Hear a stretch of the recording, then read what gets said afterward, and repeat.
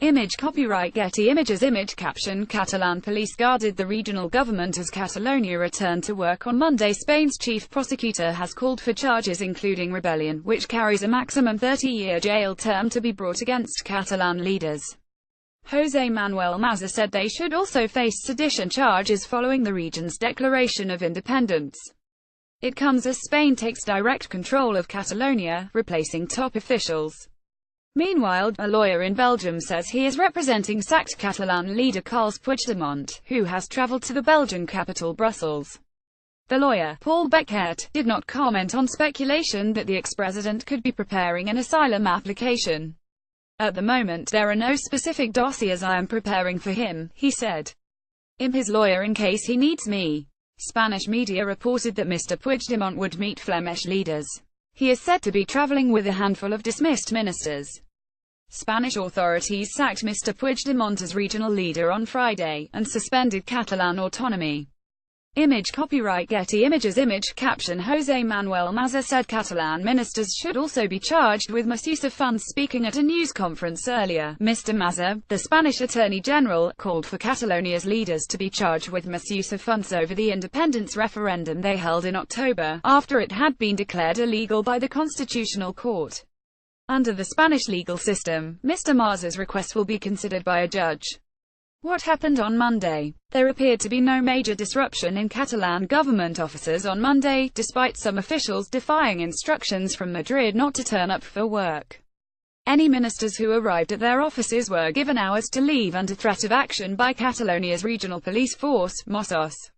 Madrid's temporary move to impose direct control by invoking Article 155 of the Constitution, a first for Spain, will see as many as 150 of the region's top officials replaced. Mr. Puigdemont and his vice president Oriol Junqueras reject the central government's moves, arguing they can only be removed from office by the citizens of Catalonia. What's next for Catalan autonomy? Madrid has called for fresh regional elections on the 21st of December. A spokeswoman for Mr. Puigdemont's PDeCAT party said it would field candidates with conviction. The ex-president could run in new elections if he has not been jailed by then, according to Spain's Foreign Minister Alfonso Dastis. On Monday, Mr. Dastis said he hoped the forthcoming elections would help to restore legal governance and rule of law in Catalonia. Meanwhile, Interior Minister Juan Ignacio Zoido has written to all police officers in Catalonia asking for their loyalty as a new era begins in the region. FART is the local press saying the centre-left and unionist Madrid-based El País says that Sunday's huge Prunian protest in Barcelona has shown in this difficult moment that Catalan society is much more plural than what the pro-independence blog strives to show. The Prunian Barcelona-based El Periódico says the protest was the start of the election campaign. It adds that the new regional elections should serve to move Catalonia out of its current impasse. The pro-independence Catalan language ARA suggests in an editorial that it would be an error for the pro-independence parties not to contest the 21st of December elections. The moderate Barcelona-based La Vanguardia focuses on the importance of reconstruction and how to overcome the divisions in Catalan society. All sides will inevitably discover that there is no political problem that cannot be resolved by dialogue. It says, how did we get here?